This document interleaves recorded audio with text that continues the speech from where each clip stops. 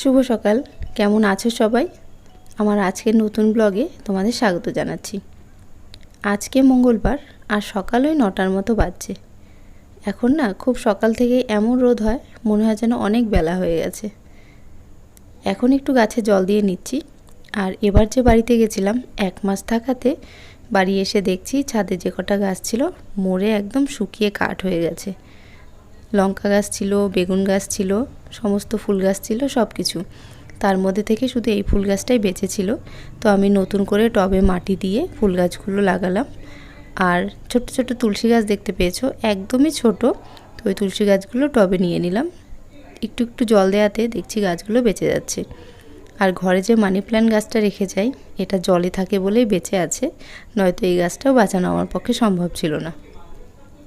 তো গাছের একটু যত্ন করার পর তারপর চলে এসেছি খাবার বানাতে। খাবার বানাতে ঠিক না, এটা হচ্ছে কালকের রুটি সকালে গরম করে নিলাম, আর সঙ্গে একটু নিরামিষ পাঁচমিশালি সবজি। সকালের খাবার সেরে এখন চলে আসলাম দুপুরের রান্নাবান্নার সব কিছু গুছিয়ে নিতে। তার আগে অনেক কাজ করেছি। এই যে বললাম বাড়িতে গেছি, আসলে একা সংসারে থাকলে না এটা খুবই মুশকিল। যখন বাড়ি থেকে কোথাও যাই, প্রত্যেকটা কাজ সেরে এমনকি এঁঠো বাসন সমস্ত কিছু মেজে বাড়ি থেকে বেরোতে হয়, কারণ কেউ নেই যে আমি বাড়িতে থেকে বেরিয়ে যাওয়ার পর কেউ কোনো কাজ করে দেবে। আবার তেমনি ঠিক বাড়িতে আসার পর এত কাজ থাকে কি বলবো। 1 মাস বাড়িতে ছিলাম না, বাড়ির অবস্থা একদমই খারাপ ছিল।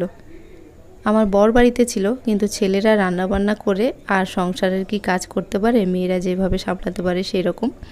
তো বাড়ি এসে দেখছি একদম ধুলোয় ভরে গেছে। আর এখানটায় সবথেকে বেশি সমস্যা হচ্ছে খুবই ধুলো বাতাসে। তো বাড়িতে আসার পর ঘরদোর ভালো করে মুছে ঝাড়পাট দিয়ে আজকে সমস্ত জামা কাপড় কেচেছি। তারপর আসলাম রান্না করতে। আর এখানে দেখো শাক বসিয়ে দিলাম, এটা হচ্ছে পাট শাক। আর যে কোনো শাক না রান্না করার সময় যদি একটু লবণ হলুদ লঙ্কা দিয়ে সেদ্ধ করে নেওয়া যায়, তারপর ফোড়ন দেওয়া যায়, তাহলে কিন্তু টেস্ট বেশি ভালো আসে। আমি বেশিরভাগটা এইভাবেই রান্না করি। তারপর দেখো সবজি কেটে নিচ্ছি। আজকে যে বাটা মাছ করব, তো ভাবছি ঝিঙে আলু দিয়ে পাতলা করে বাটা মাছের ঝোল করব। মাছে লবণ হলুদও মাখিয়ে নিয়েছি। আর মাছের গন্ধ পেয়ে বিড়ালটা যে কী করছে তোমাদের একটু পরে দেখাচ্ছি। তো দেখো শাকটা আবার একটু রসুন কালো জিরে আর শুকনো লঙ্কা দিয়ে ফোড়ন দিয়ে দিলাম।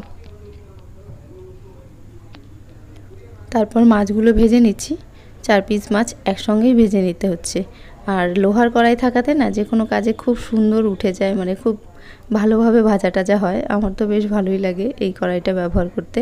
দেখতে হয়তো একটু বাজে হয়ে গেছে, আসলে ব্যবহার করতে করতে না কেমন জানি একটা কালো ভাবটা উঠে সাদা সাদা হয়ে গেছে। আর বাইরে দেখো রোদ ঝকঝক করছে। আর আজকে বলেছিলাম না অনেক জামা কাপড় কেচেছি, সমস্ত কিছু কেচে ব্যালকানিতেও মেলেছি, ছাদেও মেলেছি।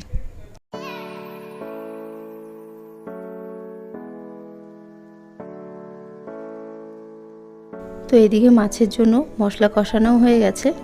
এর মধ্যে দিয়েছি আদা জিরে টমেটো গোলমরিচ আর কাঁচা লঙ্কা। তো দেখো মাছ দিয়েও দিলাম, আর আমার মাছের ঝোল একেবারে রেডি। একদমই হালকা পাতলা গরমে মাছের ঝোল। আর এই যে বিড়ালটা দেখো মাছের গন্ধ পেয়ে আজকে রান্নাঘর থেকে সরছেই না, খালি মিউ মিউ করেও যাচ্ছে আর আমার পায়ে পায়ে এখন বাজে 4:48 আর আমি চলে এসেছি ছাদে। কীরকম হাওয়া হচ্ছে দেখো। ছাদে এসেছি জামা কাপড়গুলো তুলতে। বাড়িতে এসেছি মানে দুর্গাপুরে এসেছি তো বেশ কয়েকটা দিন হলো। আর আজকে সমস্ত কিছু কেচেছি, এত কেচেছি যে আমার হাত ব্যথা করছে। তাড়াতাড়ি করে ছাদে আসলাম। একটু একটু মেঘ ডাকছিল, আর দেখতে পাচ্ছ ওয়েদারটাও একটু মেঘলা মেঘলা। যদি বৃষ্টি চলে আসে তাহলে আমার এত কষ্টটা পুরো বৃথা। সেই কারণে তাড়াতাড়ি আসলাম জামা কাপড়গুলো তুলতে। এখানে এগুলো আছে, দুটো বেড কভার, এ দেখো গুটিয়ে একাকার, হাওয়াতে গুটিয়ে গেছে। এখানেও একটা বেড কভার। ওইদিকে আকাশটা পুরো মেঘলা, ফোনে না খুব একটা ভালো বোঝা যায় না, কিন্তু সামনাসামনি দেখলে বোঝা যাচ্ছে যে কতটা মেঘ। কিন্তু এই আকাশে আবার দেখো মেঘ নেই, এই আকাশটা আবার পরিষ্কার।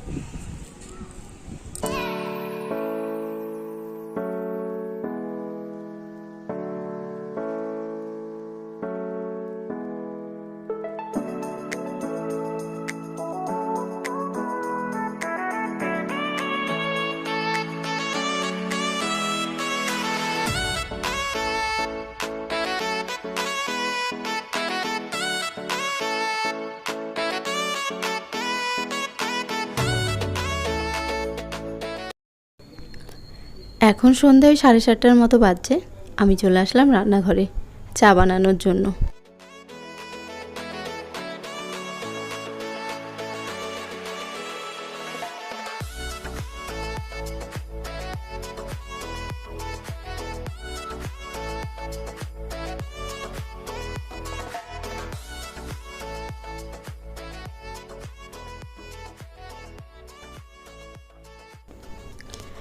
বিস্কুট রেখে দিলাম আর এখানে রাখবো চানাচুর।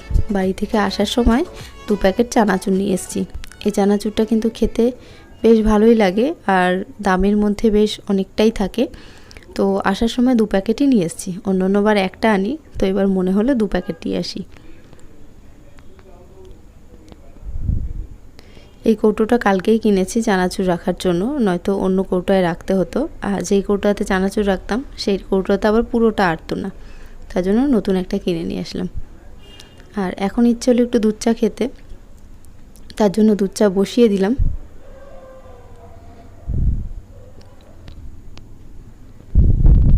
চায়ের সঙ্গে কিছু নোনতা খেতে কিন্তু বেশ ভালো লাগে।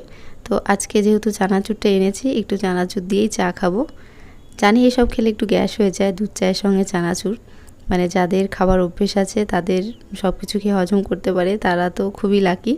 কিন্তু আমার মাঝে মাঝে এরকম খেলে একটু গ্যাসের অ্যাসিডিটির সমস্যা হয়, কিন্তু তাও শখের জন্য 2-1 দিন খেয়েই থাকি।